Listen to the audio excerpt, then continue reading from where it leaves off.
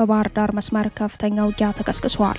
አገዛዙ ለማጥቃት የከፈተው ዘመቻ በፋኖ ኃይሎች መልሶ ማጥቃት ወደ ሙሉ ዘመቻ ተቀይሯል። ባህር ዳር ዙሪያ በተካሄደ አውደ ውጊያ ብሬን፣ ስናይፐርና የነፍስ ወከፍ መሳሪያዎችን ጨምሮ ወታደራዊ መገናኛ ሬዲዮ በፋኖ እጅ ገብተዋል። በሌላ የግንባር መረጃ በምዕራብ ጎጃም ቀጠናዎች 3 ከተሞች በፋኖ ኃይሎች ቁጥጥር ስር መግባታቸው ተሰምተዋል። በአማራ የህልውና ትግል ታሪካዊ የውጊያ ማዕከል የሆነችው የደጋዳሞቷ ፈረስ ቤት በፋኖ ኃይሎች እጅ ገብታለች። በሌላኛው ውጊያ አንድ የሻለቃ አዛዥን ጨምሮ 30 ያገዛዙ ወታደሮች በውጊያ አልቀዋል። አዴት፣ ጎንጅ፣ አነደድ የዛሬ አፍላ የውጊያ ቀጠናዎች ናቸው። ቀዳሚ የግንባር መረጃዎቻችን ናቸው። ሸዋ በመንዝና በይፋት ቀጠናዎች ከባድ አውደ ውጊያዎች ተካሂደዋል። በወሎ ቤት አማራ በአልብኮና በወራይሉ ወረዳዎች ለሰዓታት የዘለቀ አውደ ውጊያ ውሏል። እነዚህም ሌላኛው የግንባር መረጃዎቻችን ናቸው። የአፍሪካውያን ኩራት የሆነው የኢትዮጵያ አየር መንገድ በሱዳን የውክልና ጦርነት ቅጥረኛ ተዋጊዎችን ከቦታ ቦታ ሲያጓጉዝ የሚያጋልጥ የምስል መረጃ ወጥቷል። ማስረጃው ታላቁን የአየር መንገድ ከትልቅነቱ ማማ የሚያወርድ በአቪዬሽን ሕግ ደግሞ የሚያስጠይቅ ሆኗል። የሱዳን ብሔራዊ ጦር በአየር መንገዱ ላይ ሊወስድ ከሚችለው እርምጃዎች አንዱ የበረራ አየር ክልል መዝጋት አሊያም ወታደራዊ እርምጃ ሊሆን ይችላል ተብሏል። አብራችሁን ስትዘልቁ ዝርዝር መረጃውን ትሰማላችሁ። 36 ሰዓት የፈጀው የአሜሪካ በኢራን ፓይለቶችን የመታደግ ዘመቻ ባልተገመተ ጥለፍለፍ መጠናቀቁ መነጋገሪያ ሆኗል። ሁለተኛው ፓይለት በአሜሪካ እጅ ገብቷል። አሜሪካ በኢራን የወደቁ አውሮፕላኖቿን ማንደዷም ተሰምቷል። ዘመቻው በአሜሪካ ታሪክ እጅግ አደገኛና ደፋር ከሆኑት የፍለጋና የነፍስ አድን ስራዎች አንዱ ነው ተብሏል። በሌላ በኩል የኢራን የቀድሞ ጄኔራል ቤተሰቦች አሜሪካ ውስጥ መያዛቸው ታውቋል። ሰላም ጤና ይስጥልን ውድ የጣና ቲቪ ተከታታይ ቤተሰቦቻችን አብራችሁን ቆዩ። እነዚህንና ሌሎች ዝርዝር መረጃዎችን ታደምጣላችሁ። የጣቢያችን የሰዓቱ ዜና መረጃና ዜና ትንታኔዎቻችን እነሆ ተጀምረዋል። እስከ መጨረሻው አብራችሁ እንድትቆዩ አክብሮታዊ ግብዣችን ነው።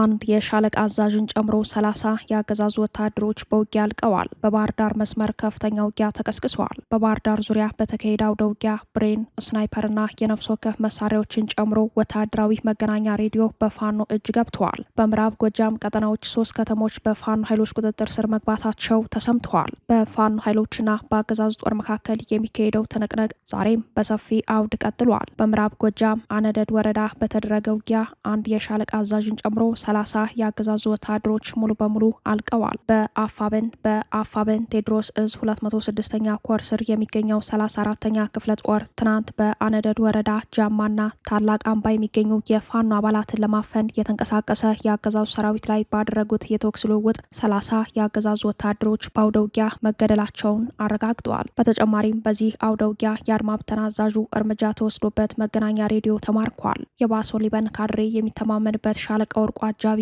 በዚህ ውጊያ እርምጃ እንደተወሰደበት የገለጸው አፋብን ቴዎድሮስ እዝ ከሬዲዮ መገናኛ በተጨማሪ 12 ክላሽኮቭ ጨምሮ በርካታ ተተኳሽ በምርኮ ገቢ ማድረጉን አስታውቋል። ከቀጣዩ ምርጫ ጋር ተያይዞ የፋኖ ኃይሎችን ለመክበብ በተለያዩ አቅጣጫዎች ከፍተኛውን ዘመቻ የከፈተው የአገዛዙ ጦር በፋኖ መልሶ ማጥቃት ዘመቻው እየከሸፈ ከባድ ኪሳራ በማስተናገድ ላይ ነው። በተመሳሳይ የአውደ ውጊያ መረጃ ባህር ዳር ዙሪያ በፋኖ ኃይሎችና የአገዛዙ ጦር መካከል ለሰዓታት የዘለቀ ከባድ ውጊያ ተካሂዷል። የአገዛዙ እግረኛ ጦር መከላከያ፣ አርማ ብተና፣ ሚሊሻ ተጣምሮ የፋኖ ኃይሎችን ለመክበብ በባህር ዳር ዙሪያ በሚገኙ ቀበሌዎች በሌሊትና ማለዳ ውጊያ ሲከፍት የከበባ መረጃው ቀድሞ የደረሳቸው የፋኖ ኃይሎች ቦታ ይዘው በመጠበቅ ከባዱን ከበባ በመልሶ ማጥቃት በርካታ ሰብአዊና ወታደራዊ ጉዳት ማድረሳቸውን ገልጸዋል። አገዛዙ ለማጥቃት የከፈተው ዘመቻ በፋኖ ኃይሎች መልሶ ማጥቃት ወደ ሙሉ ዘመቻ ተቀይሮ ባህር ዳር መስመር ከባድ ውጊያ መቀጠሉ ነው የታወቀው። በዚሁ ቀጠና መራዊ፣ መሸንቲ፣ መንታ፣ ጨንታ በተባሉ አካባቢዎች ወደ ሐሙሲትና አካባቢው የተንቀሳቀሰው የአገዛዙ ጥምር ጦር ተመሳሳይ የመልሰው ማጥቃት ምት እንዳስተናገደ አፋብን ቴዎድሮስ እዝ አረጋግጧል። በግንባሩ ለከበባ የገባው የአገዛዙ ጥምር ጦር በፋኖ መልሶ ማጥቃት ከባድ ኪሳራ አስተናግዷል ያለው እዙ በአውደ ውጊያው ብሬን፣ ስናይፐርና የነፍስ ወከፍ መሳሪያዎችን ጨምሮ አንድ ወታደራዊ መገናኛ ሬዲዮ በፋኖ እጅ ገብተዋል። በዚሁ የባህር ዳር መስመር በተካሄዱ አውደ ውጊያዎች በየግንባሩ ለከበባ የገባው የአገዛዙ ሰራዊት ጉዳት አስተናግዶ ወደ ካምፑ ተመልሰዋል። በሌላ የግንባር መረጃችን በዚሁ የጎጃም ቀጠና ከወራት በፊት አዴት ላይ የተመረቁት የፋኖ ኮማንዶዎች ከነባሩ የ102ኛ ኮር ሰራዊት ጋር በመቀናጀት አዴት የሰፈረውን የአገዛዙን ሰራዊት ሙሉ በሙሉ ሞት፣ ቁስለኛና ምርኮ ማድረጋቸውን አፋብን ቴዎድሮስ እዝ 102ኛ ኮር ገልጸዋል። ዛሬ ማለዳ መጋቢት 27 ቀን በአዴት ከተማ በተካሄደው ውጊያ በርካታ የአገዛዙ ጥምር ጦር ጉዳት ደርሶበታል ያለው እዙ አዴትና ጎንጅ በፋኖ ኃይሎች ቁጥጥር ስር መግባታቸውን አረጋግጧል። ውጊያው የባህር ዳር መስመርን ጠብቆ ለከተማዋ ይበልጥ እየቀረበ እንደሆነ ነው እዙ በግንባር መረጃው ላይ ያመላከተው። በሌላ በኩል የአፋብን ቴዎድሮስ እዝ 109ኛ ኮር ባደረገው አስደናቂ ውጊያ የደጋ ዳሞት ወረዳ ዋና ማዕከል የሆነችውን ፈረስ ቤትን ሙሉ በሙሉ መቆጣጠሩን አስታውቋል። ይህ በእንዲህ እንዳለ አፋብን ቴዎድሮስ እዝ በዛሬው ዕለት መጋቢት 27 ቀን በተለያዩ የጎጃም ቀጠናዎች ከባድ ማጥቃት እያደረገ መሆኑን ተከትሎ በተጋድሎ እስካሁን ከ3 በላይ ወረዳዎች ነጻ ወጥተዋል። ይህንን ተከትሎ በተለይም ውጊያው በባህር ዳር መስመር ጠንክሮ በመቀጠሉ አገዛዙ የድሮን ቅኝት እያደረገ መሆኑን ሰምተናል። በእግረኛ ያልቻለው አገዛዝ በአየር ኃይል ቅኝት እያደረገ ስለሆነ ህዝቡና የፋኖ ኃይሎች እንቅስቃሴ ሲያደርጉ ለአየር ኃይል ጥቃት በማይመች መልኩ እንዲሆን የጥንቃቄ መልእክት ተላልፈዋል። ወደ ሸዋ ቀጠናዎች የግንባር መረጃችን ስንሻገር ሸዋ በመንዝና በይፋት ቀጠናዎች ከባድ አውደ ውጊያዎች ውለዋል። በተለይም በመንዝ የተለያዩ ቀጠናዎች ወደ ግሸራቤል አካባቢዎች የፋኖ ኃይሎች በግንባርና በደፈጣ ጥቃት ወታደራዊ ድል ቀንቷቸዋል። የፋኖ ኃይሎች ከግሸራቤል ወደ ወጀር እንቅስቃሴ ላይ በነበረ የአገዛዙ ወታደራዊ ተሽከርካሪ ላይ በፈጸሙ ጥቃት የመከላከያ አየር ወለድ አባላት ከባድ የተባለ ጉዳት ማስተናገዳቸውን አፋብን ሸዋ ጠቅላይ ግዛት አሳምነው እዝ ገልጸዋል። ተሽከርካሪው ላይ የነበሩ የሚልሻና አየር ወለድ አባላት ከፍተኛ ጉዳት ደርሶባቸዋል ነው ያለው እዙ በግንባር መረጃው። በተመሳሳይ በአጣዬ ወደ መንዝና መሀል ሜዳ እንዲሁም በአንጾንኪያ ገምዛ ወረዳ ወደ ግሸራቤል እንቅስቃሴ ላይ በነበረ ወታደራዊ ተሽከርካሪ ላይ ጥቃት የፈጸሙት የፋኖ አህዶች ወታደራዊ ድል ቀንቷቸዋል። በወሎ ቤት አማራ በአልብኮና በወራይሉ ወረዳዎች ላይ በተደረገ ውጊያ 35 የአገዛዙ ወታደሮች ሞትና ቁስለኛ ሆነዋል። በአፋብን ምኒልክ ዕዝ የ104ኛ ኮር አብሬዎችና በኮሩ ስር 25ኛ ክፍለ ጦር አርበኞች በትናንትናው ዕለት በአልብኮ ወረዳና በወራይሉ ወረዳ የተቀናጀ መልሶ ማጥቃት በመፈጸም ድል ቀንቷቸዋል። የአገዛዙ ጦር በ3 ግንባሮች በድሮንና በመድፍ የታገዘ ማጥቃት ቢከፍትም የ25ኛ ክፍለ ጦር አባላትና የኮሩ አብሬዎች በጋራ በመሆን በወሰዱት የጸረ ማጥቃትና የመልሶ ማጥቃት እርምጃ ከፍተኛ ድል ተቀዳጅተዋል። በአገዛዙ በኩል 15 ወታደሮች ሲገደሉ 20 ወታደሮች ደግሞ ቁስለኛ ሆነዋል። በዚህ አውደ ውጊያ ወታደራዊ ድል የቀናቸው የፋኖ የኮር አህዶች 10 ክላሽንኮቭ መሳሪያ፣ 1200 የብሬን ተተኳሽ፣ 2000 የክላሽ ተተኳሽ፣ 10 ወታደራዊ ሻንጣዎችና በርካታ የጦር ሜዳ የመጀመሪያ ሕክምና እርዳታ መስጫ ቁሳቁሶችን መማረካቸውን እዙ በግንባር የዕለት መረጃው ላይ አመላክተዋል።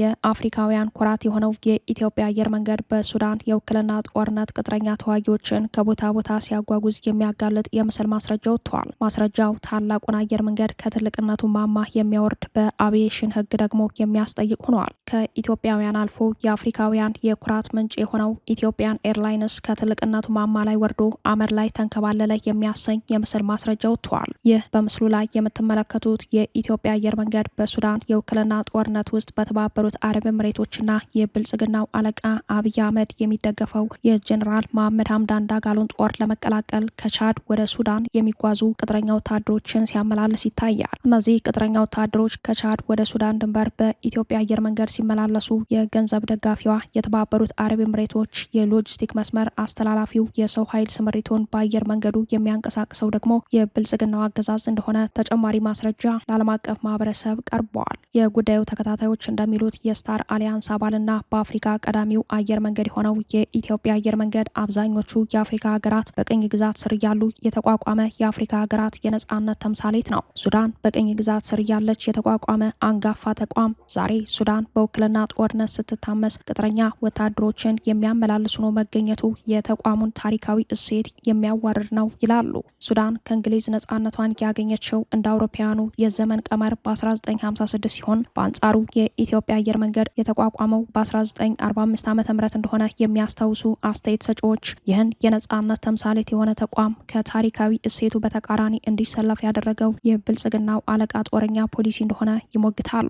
ቅድሚያ ለጎረቤት የሚል የውጭ ጉዳይ ፖሊሲ መሪ ያላት ኢትዮጵያ በጎረቤት ሀገራት የውክልና ጦርነት በዚህን ያክል መጠን በተቋማት ደረጃ ተሳትፎ የማድረግ ታሪክ ኑሯት አያውቅም የሚሉ ተቺዎች የኢትዮጵያ ትልቁ ተቋም በጦር ወንጀል ለተከሰሰ አንድ የሽምቅ ተዋጊ ኃይል ለዛውም ቅጥረኛ ወታደር ማመላለሻ መሆኑ ታሪካዊ ውርደት ነው ብለውታል። 81 ዓመታትን ያስቆጠረው የኢትዮጵያ አየር መንገድ በዚህ ልክ ወርዶ ከ18 ሀገራት በላይ እጃቸውን ያስገቡበትን የሱዳን የውክልና ጦርነት ቅጥረኛ ወታደሮች በማጓጓዝ ተሳታፊ መሆኑ ከታሪካዊ ቅሌቱ በላይ በአቪዬሽን ሕግ የሚያስጠይቅ እንደሆነ ዓለም አቀፍ የሕግ ባለሙያዎች አስተያየታቸውን በመስጠት ላይ ናቸው። ምናልባት እንዲህ ያሉ ማስረጃዎች ወደ ክስ ቢሄዱ የኢትዮጵያውያንና የአፍሪካውያን ኩራት የሆነው ታላቅ የአየር መንገድ ከዓለም አቀፍ የአቪዬሽን ተቋም አባልነት እስከ መሰረዝ የሚያደርስ ፍቃድ መነጠቅን የሚያስከትል አሊያም ከባድ ቅጣት እንዲጣልበት የሚያደርግ ጥፋት እንደሆነ የሚያስረዱት የሕግ ባለሙያዎች ድርጊቱን ዓለም አቀፍ ሕግን የሚጻረር ራስን የማጥፋት ተልዕኮ ብለውታል። በሌላ በኩል የሰብአዊ መብት ተቆርቋሪ የሆኑ ሀገራት አየር መንገዱ በአየር ክልላቸው እንዳይበር እቀባ ሊያደርጉበት፣ ኢንሹራንስ ድርጅቶችም ውላቸውን ለመሰረዝ የሚገደዱበት ሁኔታ ሊኖር እንደሚችል ነው የጠቆሙት። በሲቪል አቪዬሽን የጦር መሳሪያ ማመላለስና ጦር መጫን በዓለም አቀፍ ሕግ የተከለከለ ድርጊት መሆኑ ይታወቃል። የፖለቲካ ታዛቢዎች በበኩላቸው ይህንን ሁሉ ቅጣት የሚያስከትል ድርጊት ላይ የተሳተፍነው የኢትዮጵያን ብሔራዊ ጥቅም ለማስጠበቅ ሳይሆን የአገዛዙ ጦረኛ ፖሊሲ ያስከተለው የቅጥረኝነት ፍላጎት ነው ይላሉ። የተባበሩት አረብ ኤምሬቶች በሱዳን የውክልና ጦርነት የጀኔራል መሐመድ ሐምዳን ዳጋሎን ጎራ ደግፋ መቆሟን ተከትሎ የጦር አጋራቸውን ፈለግ የተከተሉት የብልጽግናው አለቃ አብይ አህመድ ኢትዮጵያንና ኢትዮጵያውያንን ከሱዳንና ከሱዳን ሕዝብ ጋር ታሪካዊ ሊባል የሚችል ቅራኔ ውስጥ እየዘፈቁት ይገኛሉ። ከዚህ ቀደም ሱዳን የኢትዮጵያ አየር መንገድ የአየር ክልሌን እንዳይጠቀም አግዳለው ስትል ጠንካራ ማስጠንቀቂያ መስጠቷ ይታወሳል። ማስጠንቀቂያው በኢትዮጵያ አቪዬሽን ላይ ከባድ ኪሳራ የሚያስከትል ከመሆኑ በላይ ቀጠናዊ ውጥረቱን ወደ ከፋ ደረጃ የሚወስደው ነው የሚል ትንተና እየተሰጠ ባለበት በዚህ ወቅት አየር መንገዱ ቅጥረኛ ተዋጊዎችን ከቦታ ቦታ ሲያጓጉዝ የሚያሳይ ምስል መውጣቱ ውጥረቱን እንደሚያባብሰው ተገምተዋል። በተባበሩት አረብ ኤምሬቶች የገንዘብ እርዳታ በኢትዮጵያ ግዛት ቤንሻንጉል ጉሙዝ ክልል መንግ በተባለ ስፍራ ለሱዳን ተፋላሚ ጦር የፈጥኖ ደራሽ ኃይል የተገነባው የጦር ሰፈር በዓለም አቀፍ ሚዲያ ከተጋለጠ በኋላ ብልጽግና በሱዳን ጦርነት እጁን በሰፊው እንዳስገባ ተከታታይ ማስረጃዎች መውጣታቸው ቀጥለዋል። የኢትዮጵያ አየር መንገድ የሱዳን አየር ክልል እንዳይጠቀም እንከለክላለን ማለታቸው ቀጠናዊ ውጥረቱን ወደ ከፋ ደረጃ ያሳደገ ጉዳይ ሆኗል። የኢትዮጵያ አየር መንገድ የሱዳን አየር ክልልን እንዳይጠቀም አግዳለው የሚል ማስጠንቀቂያ ወደ እርምጃ ቢቀየር ኪሳራው ኢኮኖሚያዊ፣ ቀጠናዊ፣ ዲፕሎማሲያዊ ያደርገዋል። በአቪዬሽን ኢንዱስትሪው ላይ ከሚያስከትለው ከባድ ኪሳራ በላይ ኢትዮጵያን ከጎረቤቶቿ የተነጠለች ባይተዋር የሚያደርጋት መሆኑ አደጋው የከፋ መዘዝ እንደሚኖረው የሚያነሱ የፖለቲካ ታዛቢዎች የብልጽግናው አለቃ ጦረኛ ፖሊሲ የሀገር ውስጥ ብቻ ሳይሆን የቀጠናው አደጋ ምንጭ አድርገው ያቀርቡታል።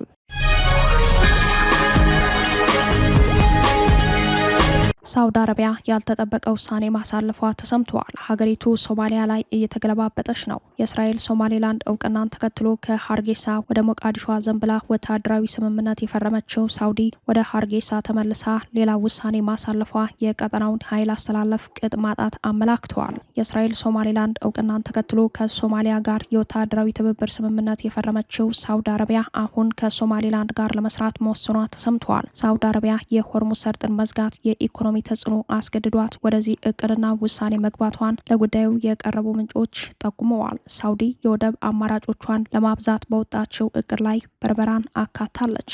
የሶማሌላንዱን በርበራ ወደብ ጨምሮ ከ17 ቀጠናዊና ዓለም አቀፍ መዳረሻዎች ጋር የሚያገናኙ አዳዲስ የባህር ላይ የመርከብ አገልግሎት መጀመሯም ታውቋል። ከበርበራ ወደብ በተጨማሪ የባህር ትራንስፖርት አገልግሎት ከጅቡቲ፣ ከሐማድ፣ ከኡምቀስር፣ ከባህሬኑ ከሊፋ ሹዋይክና ሹአይባ፣ ከግብፁ ሶክና እንዲሁም ከቻይና ሲንጋፖርና ህንድ ወደቦች ጋር የሚያስተሳስር እቅድ ሳውዲ አውጥታለች።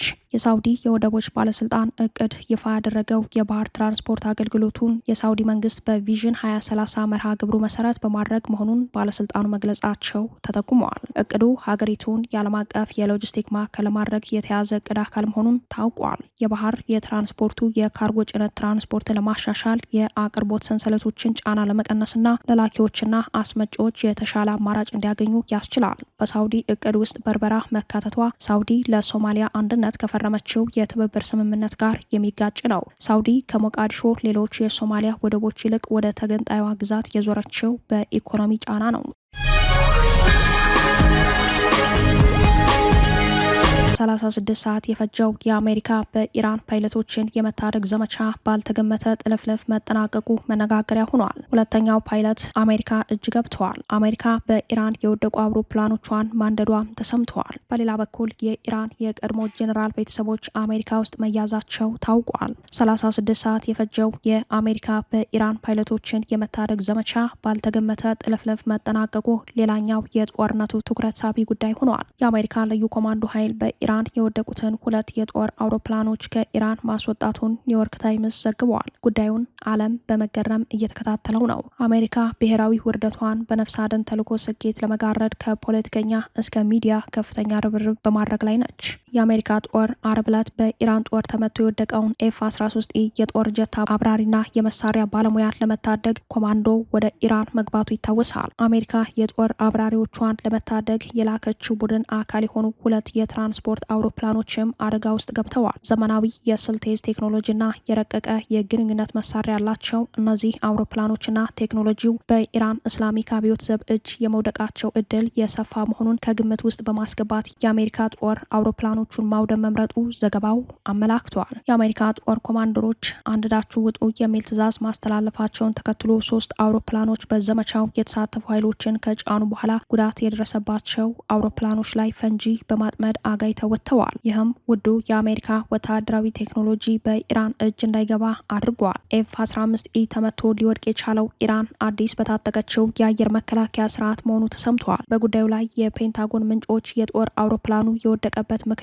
ገና ባይገልጹም በኢራን ጦር ግን በከፍተኛ ጫማ ላይ የሚበሩ ዘመናዊ ቴክኖሎጂ ያላቸውን ጀቶች ለመምታት የሚያስችል አዲስ አቅም ገንብቻለሁ እያለ ነው። በዚህ መልክ በቀጠለው የመካከለኛው ምስራቅ ትንቅንቅ ፕሬዚዳንት ዶናልድ ትራምፕ ጭንቅ ውስጥ ከቶ የነበረው የሁለተኛው የአሜሪካ ፓይለት ጉዳይ የመጨረሻውን መፍትሄ አግኝተዋል። ባለፈው አርብ በኢራን ግዛት ውስጥ F-15 የተባለ ጄት እያበረሩ በወታደራዊ ኦፕሬሽን ላይ የነበሩ 2 አሜሪካውያን በኢራን አየር መቃወሚያ ከተመቱ በኋላ ፓይለቱ ቢገኝም መሳሪያ ተኳሹ ግን ደብዛው ጠፍቶ ነበር። ከቀናት አየር ላይ አሰሳ በኋላ በመጨረሻም የፓይለቱ ረዳት ሆኖ ቦምብን ከሰማይ ሲያወርድ የነበረው ሰው መገኘቱን ፕሬዚዳንት ዶናልድ ትራምፕ በደስታ ፈንድቀው በትሩዝ የማህበራዊ ትስስር ገጻቸው ላይ አስታውቀዋል። ትራምፕ የደስታ መልእክታቸውን የከፈቱት በአጭር አገላለጽ አግኝተነዋል የሚል ነበር።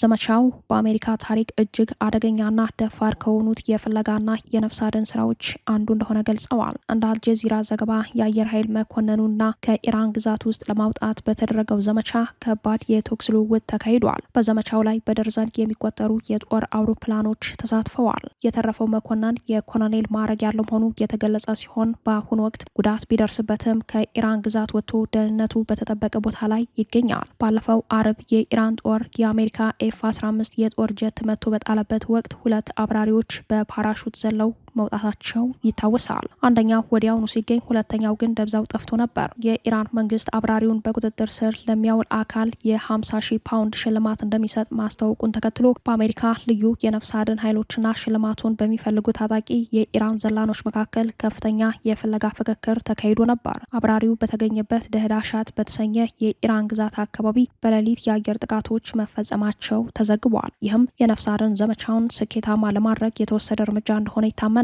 ይህ ክስተት በጦርነቱ ታሪክ በኢራን ጥቃት ተመተው የወደቁ የአሜሪካ የጦር ጀቶችን ቁጥር ወደ 5 ሲያሳድገው፣ ለአሜሪካኖቹ ደግሞ የጦር መኮንኑን ከኢራን እጅ ቀምቶ ማውጣቱ ትልቅ ወታደራዊ ድል ተደርጎ ተወስዷል። በሌላ በኩል የአሜሪካ ፌዴራል ኤጀንቶች ትላንት በአሜሪካ ውስጥ ኢራንን የተመለከተ ዘመቻ አድርገዋል። በዘመቻው የፌዴራል ኤጀንቶች የቀድሞ የኢራን ጦር ኮማንደር የነበሩትን የጄኔራል ቃሲም ሱሌማን ዘመዶች ማሰራቸው ታውቋል። የአሜሪካ ስቴት ዲፓርትመንት ማርክ ሩቢዮ የሱሌማንን ዘመዶች ቋሚ የመኖሪያ ፍቃድ መሰረዛቸውን ተከትሎ ኤጀንቶች የጄኔራሉን የእህት ልጅና የእህት የልጅ ልጅ አስረዋል። ሐሚድህ ሱሌማን አፍሻርና ልጇ በአሜሪካ ሕግ ቁጥጥር ስር ናት ሲል የአሜሪካ ስደተኞችና ጉምሩክ ኤጀንሲ ማረጋገጫ ሰጥቷል። የጄኔራሉ ዘመድ በሎስ አንጀለስ የተቀማጠለ ህይወት ትመራ ነበር ሲል ኤጀንሲው ሲገልጽ፣ ግለሰቧ ለእስር የተዳረገችው በማህበራዊ ሚዲያ ገጾቿ የኢራን መንግስትና ፕሮፓጋንዳን የሚደግፍ እንቅስቃሴ ስታደርግ በመገኘቷ መሆኑን ኤጀንሲው በመረጃው ላይ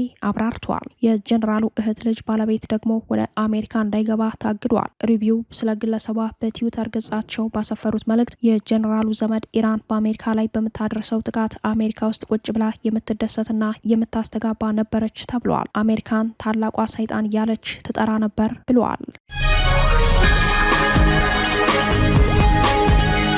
ክቡራትና ክቡራን ቤተሰቦቻችን ለሰዓቱ የተሰናዱት መረጃዎቻችን የተከታተሏችኋቸውን ይመስሉ ነበር። አብራችሁን ስለቆያችሁ ልባዊ ምስጋናችን ድረሳችሁ እያለን የጣና ቲቪ ወቅታዊ ዜናዎች፣ ትንታኔዎችና ልዩ ልዩ ፕሮግራሞች እንዲደርሷችሁ ቻናላችን ሰብስክራይብ በማድረግ ቤተሰብ ይሁኑ። በተሳትፎ የትግል ሚዲያው እንዲያጠናክሩ ጥሪያችን እናቀርባለን። ጣና ቲቪ ከሀቅ ጋር